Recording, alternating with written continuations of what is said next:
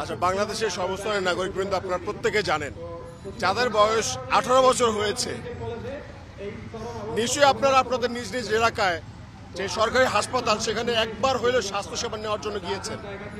যদি প্রান্তিক শ্রেণীর মানুষ হয় তাহলে অবশ্যই গিয়েছে, কারণ আমাদের দেশের স্বাস্থ্য সুচিকিৎসা নেওয়া অনেক এক্সপেন্সিভ, অনেক ব্যয়বহুল। তো সবার পক্ষে তো হচ্ছে এত ব্যয়বহুল চিকিৎসা সেবা নেওয়া পসিবল না। তো দিন শেষে আমাদের মতো মানুষদেরকে কোথায় যেতে হয়? আমাদেরকে যেতে হয় সরকারি হাসপাতালগুলোতে।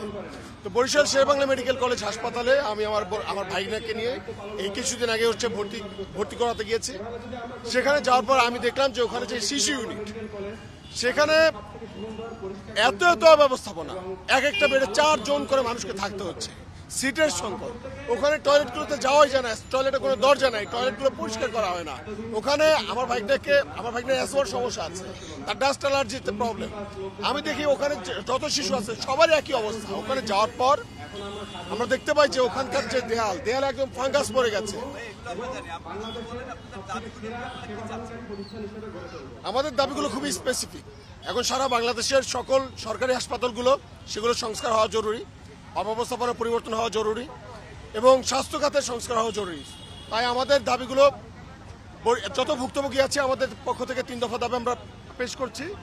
আমাদের প্রথম দাবি, 1, শেরেবাংলা মেডিকেল কলেজ হাসপাতাল সহ বাংলাদেশের সকল সরকারি হাসপাতালগুলোর অবকাঠামোগত উন্নয়ন, পর্যাপ্ত দক্ষ জনবল নিয়োগ, আধুনিক যন্ত্রপাতি ও ওষুধ সরবরাহ সহ সর্বসাধারণের জন্য সুচিকিৎসা নিশ্চিত করতে হবে। আমাদের দ্বিতীয় দাবি, স্বাস্থ্য মন্ত্রণালয় সহ দেশের সকল হাসপাতালগুলোতে দুর্নীতি প্রতিরোধে প্রশাসনিক দক্ষতা বৃদ্ধি, দলীয় লেজুর ভিত্তিক ডাক্তার রাজনীতি নিষিদ্ধ, ডিজিটাল অটোমেশন এবং স্বচ্ছ জবাবদিহিতামূলক টাস্কফোর্স গঠন করতে হবে।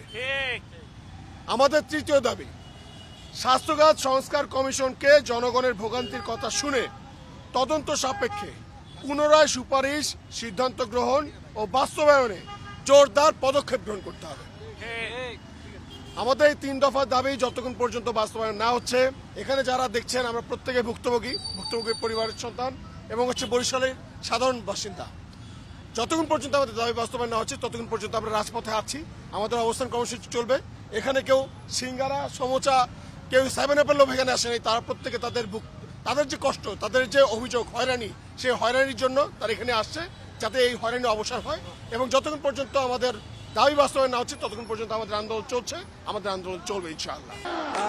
আপনারা দেখতে পাচ্ছেন যে আমরা বিগত কয়েক বছর যাবতই সেবাচিম মানে আমাদের ঐতিহ্যবাহী শেরেবাংলা মেডিকেল হাসপাতালে ঠিকমতো চিকিৎসা পাচ্ছি। চিকিৎসা না পাওয়ার অন্যতম বড় কারণ হলো সিন্ডিকেট। আপনি নার্সদের সিন্ডিকেট আছে, ওষুধের একটা সিন্ডিকেট আছে।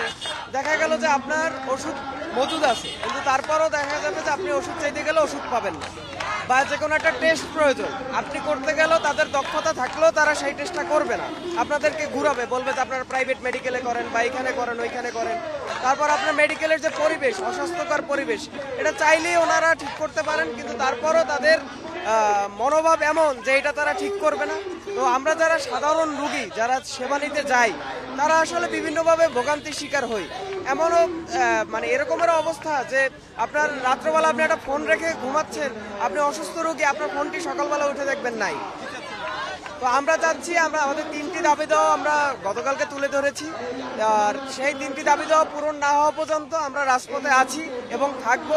এবং স্বাস্থ্য মন্ত্রণালয়ের যারা বিজ্ঞ রয়েছেন তাদের কাছে ঘোর অনুরোধ, বাংলাদেশের স্বাস্থ্যখাতটা নিয়ে আপনারা কাজ করুন এবং স্বাস্থ্যখাতের যত দুর্নীতি আছে সেগুলো লাঘব করার জন্য যে সমস্ত লোকবল বা লোকজন দরকার সেগুলো আপনারা নিয়োগ করে দুর্নীতিমুক্ত করুন আমাদের স্বাস্থ্যখাত।